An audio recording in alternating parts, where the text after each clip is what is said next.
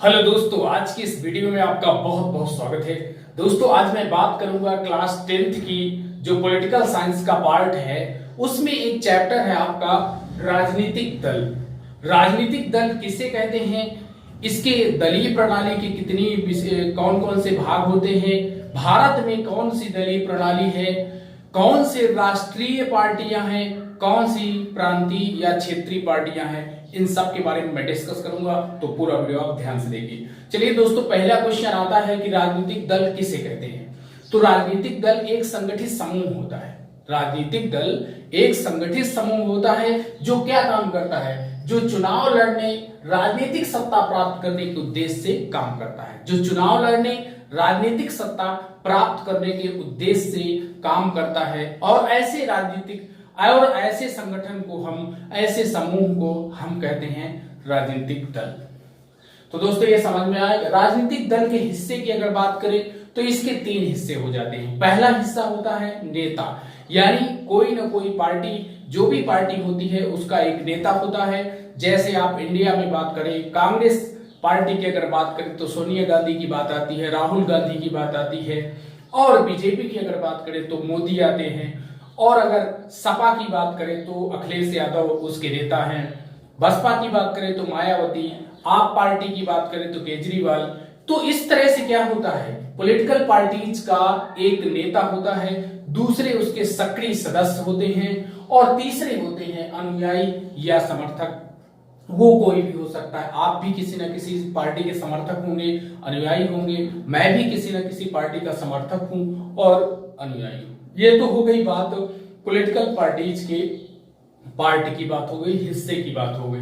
अब स्टूडेंट बात करते हैं राजनीतिक दल की आवश्यकता क्यों है, राजनीतिक दल क्यों आवश्यक है। तो आप जानते हैं कि प्रजातांत्रिक शासन प्रणाली में, डेमोक्रेटिक जो प्रजातांत्रिक शासन प्रणाली होती है, उसमें पॉलिटिकल पार्टीज की जरूरत पड़ती है और उसका बहुत इंपॉर्टेंस रखती है। बात करते हैं, पहला काम है जैसे प्रतिनिधित्व पर आधारित लोकतांत्रिक व्यवस्था के लिए पॉलिटिकल पार्टीज क्या करती है, प्रतिनिधित्व पर आधारित, जो प्रतिनिधित्व पर आधारित लोकतांत्रिक व्यवस्था के लिए पॉलिटिकल पार्टी आवश्यक होती है। और देश के प्रति उत्तरदायी सरकार के लिए पॉलिटिकल पार्टी क्या करती है, पॉलिटिकल पार्टी इलेक्शन लड़ती है, चुनाव लड़ती है, चुनाव जीतने के मेंबर को जिताने की कोशिश करती है, और फिर इसके बाद उत्तरदायी सरकार का निर्माण करती है। अगर कोई सरकार उत्तरदायी नहीं है तो उसकी आलोचना करती है। ये सब चीजें आती है इसमें। इसके बाद सरकार की नीतियों पर अंकुश लगाने के लिए यदि कोई, इसमें 2 तरह की, एक पक्ष वाली पार्टियां होती हैं, विपक्ष वाली पार्टियां। पक्ष वाली पार्टियां जो सरकार बनाती हैं, और विपक्ष वाली पार्टियां जो रहती हैं वो सरकार की आलोचना करती हैं, सरकार की नीतियों को देखती हैं, और उनकी अगर नीतियां पक्ष में नहीं है, सरकार की नीतियों की आलोचना करने का काम विपक्ष की पार्टियां करती हैं। तो ये हो गया, इसलिए आवश्यक होती है। और इसके बाद सरकार का समर्थन में अंकुश रखने होती है। जो चीज मैंने आपको बताया कि एक पार्टी ऐसी होती है जो रूलिंग पार्टी कहलाती है, और रूलिंग पार्टी के साथ कुछ अन्य पार्टियां भी सपोर्ट करती हैं, समर्थन करती हैं। और एक पार्टी ऐसी होती है जो विपक्ष की भूमिका निभाती है, और उसके साथ अन्य पार्टियां भी विपक्ष की भूमिका निभाती हैं। अब इसमें मतभेद हो सकता है, इसमें कई प्रकार की विचारधारा होती है जो कि पक्ष और विपक्ष का कार्य करती है।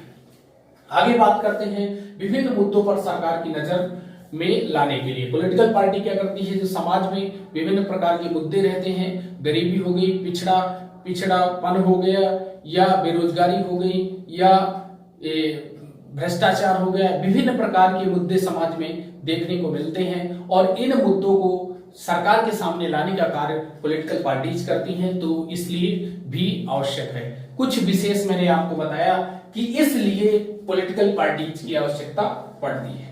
अब बात कर लेते हैं पॉलिटिकल पार्टीज यानी राजनीतिक दल के कार्य कौन कौन से हैं। तो पहला कार्य होता है सरकार बनाना व सरकार चलाना। तो पॉलिटिकल पार्टी जब इलेक्शन होता है, चुनाव होता है, तो उसमें पार्टिसिपेट करती है, अपने प्रतिनिधियों को खड़ा करती है, उनको जिताने की भरसक कोशिश करती है। और इसके बाद जब प्रतिनिधि जीतते हैं तो 2 तरह की सरकार, एक गठबंधन की सरकार बनती है, या तो फिर पूर्ण बहुमत की सरकार। जो पूर्ण बहुमत की सरकार होती है या गठबंधन की सरकार होती है, तो पॉलिटिकल पार्टीज का काम होता है सरकार को चलाना, सरकार का गठन करना और सरकार को चलाना। इसके बाद दूसरा आता है कानून बनाना। जब सरकार बन जाती है तो इसके बाद देश की शासन व्यवस्था को चलाने के लिए नियमों कानूनों की आवश्यकता होती है। इन नियमों कानूनों के निर्माण का उत्तरदायित्व तो काम सरकार का होता है, और सरकार विधानसभा या संसद या पार्लियामेंट जिसे हम कहते हैं उसके माध्यम से कानूनों का निर्माण कराने की कोशिश करती है। तो दूसरा काम हो गया कानून का निर्माण करना। तीसरा चुनाव लड़ना। इसके बाद समय समय पे चुनाव होते रहते हैं, उन सब में अपना बहुमत बनाए रखने के लिए पॉलिटिकल पार्टी क्या करती है, समय समय पर चुनाव लड़ती है, अपनी जो पार्टी है उसका प्रचार करती है, प्रतिनिधियों को खड़ा करती है, जनमत का निर्माण करती है।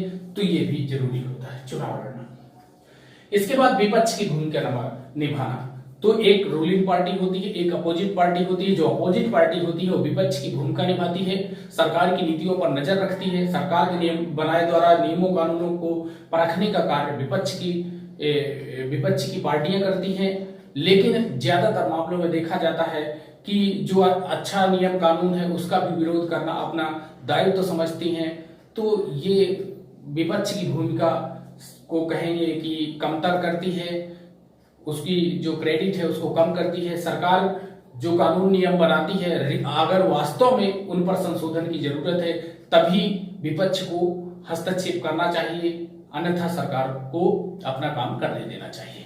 तो दूसरी हो गई विपक्ष की भूमिका।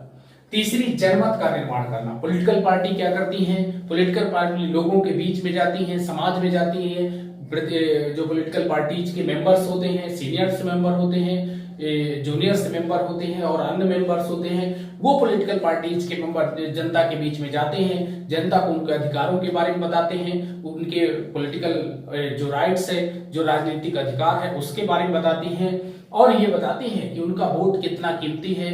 अपने वोट का प्रयोग करके वो देश की शासन व्यवस्था में पार्टिसिपेट कर सकते हैं। इसलिए देश के प्रत्येक नागरिक को वोट करना चाहिए। इसके लिए पब्लिक ओपिनियन निर्माण यानी जनमत का निर्माण करने का कार्य पॉलिटिकल पार्टी करती है। अब बात कर लेते हैं दलों के प्रकार। तो इंडिया की बात करें तो इंडिया में दो तरह के दल आपको देखने को मिलते हैं। एक होता है प्रांतीय या क्षेत्रीय दल कहते हैं, और दूसरा राष्ट्रीय दल। प्रांतीय दलों की बात करें तो कैसे कोई दल प्रांतीय दल बनता है या क्षेत्रीय पार्टी बनती है। तो राज्य विधानसभा, सपोज करो उत्तर प्रदेश में चुनाव है, मध्य प्रदेश में चुनाव है, या किसी एक स्टेट की बात करते हैं, राज्यसभा के चुनाव में 6% वोट मिलता है या उससे अधिक मिलता है। जैसे मान लो पूरा जितना वोटिंग हुई उसका 6% मिलता है या उससे अधिक होता है, और कम से कम 2 सीटें विधानसभा की अगर वो जीतने में कोई भी दल सक्सेस हो जाता है तो उसे प्रांतीय दल या क्षेत्रीय पार्टी के रूप में मान्यता मिल जाती है। तो आपने समझा प्रांतीय पार्टी क्या है। जब राज्य विधानसभा के चुनाव में 6% या उससे अधिक वोटिंग मिलती है, अधिक वोट हासिल करती है और कम से कम 2 सीटें जीती है, तो उसे हम प्रांतीय पार्टी कहेंगे। जैसे आप उत्तर प्रदेश में सपा देख लो, सपा पार्टी, बसपा आप नेशनल पार्टी है इसलिए उसे नहीं कर सकते, जदयू हो गई, लोक जनशक्ति पार्टी हो गई। तो ये कुछ पार्टियां हैं जो कि विधानसभा में 6% या उससे अधिक और कम से कम 2 सीटें अगर जीतती हैं तो प्रांतीय पार्टी कहलाती है। राष्ट्रीय दल वो होता है जब लोकसभा में चुनाव पड़ा, जब लोकसभा में पड़े वोटों का, अथवा 4 राज्यों की विधानसभा में या तो लोकसभा का चुनाव हो या 4 राज्यों की विधानसभा का चुनाव हो, और उस चुनाव में पड़े कुल वोटों का 6% मिले, और कम से कम लोकसभा में 4 सीटें अगर जीतने में कोई पार्टी सक्सेस हो जाती है, कोई क्षेत्रीय पार्टी, प्रांतीय दल अगर सक्सेस हो जाते हैं तो उसे हम राष्ट्रीय पार्टी या नेशनल पार्टी के रूप में उसे मान्यता प्राप्त हो जाती है। वर्तमान समय में आप देखेंगे कि इंडिया में 7 राष्ट्रीय दल हैं, जिसमें राकापा, भाकापा, माकापा, भाजपा, बसपा, कांग्रेस और टीएमसी। फिर से राकापा, भाकापा, माकापा, भाजपा, बसपा, कांग्रेस और टीएमसी, तृणमूल कांग्रेस, ममता बनर्जी की पार्टी। तो ये 7 ऐसी पार्टीज हैं जिन्हें हम राष्ट्रीय पार्टी कहते हैं। तो अब बात कर लेते हैं दलीय प्रणाली। दलीय प्रणाली वो होती है कि आप या तो एक दल शासन करेगा, या तो दो दल शासन करेगा, या बहुत से दल शासन करेंगे, उसी को हम कहते हैं दलीय प्रणाली।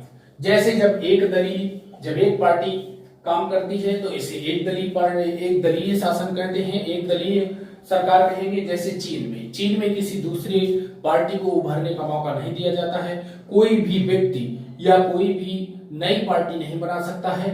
तो ऐसी व्यवस्था को हम करेंगे एक दलीय प्रणाली। दूसरी द्विदलीय, जैसे America democratic party, Republican party, America, Britain, यहां पर द्विदलीय प्रणाली, केवल दो ही दल इंपॉर्टेंट होते हैं, कोई और तीसरा दल का कोई अस्तित्व नहीं होता है। तो ये हो गई बात द्विदलीय प्रणाली की। बहुदलीय प्रणाली में जहां कई दल निकल कर आते हैं और मिलकर के कई दल गठबंधन की सरकार बनाते हैं। ज्यादातर मामलों में अगर देखा जाए तो जब से भारत स्वतंत्र हुआ तो कांग्रेस का शासन रहा, एक तरह से एक दलीय प्रणाली थी। लेकिन बीच में फिर जनता पार्टी निकल कर आई, फिर आप देखते हो बीजेपी बनी, उसी से फिर तमाम तरह तरह की पार्टियां निकल कर आई। और इस तरह से भारत में अगर बात करें तो भारत में इस समय बहुदलीय प्रणाली है। तो बहुदलीय प्रणाली भारत में देखने को मिलती है। द्विदलीय प्रणाली का बेस्ट एग्जांपल अमेरिका और ब्रिटेन हो गया, और एक दलीय प्रणाली का बेस्ट एग्जांपल चाइना हो गया।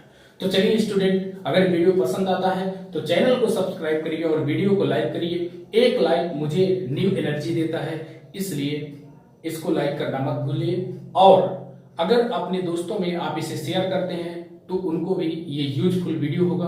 तो चलिए आज बस इतना ही, मिलते हैं अगले वीडियो में, तब तक के लिए नमस्कार।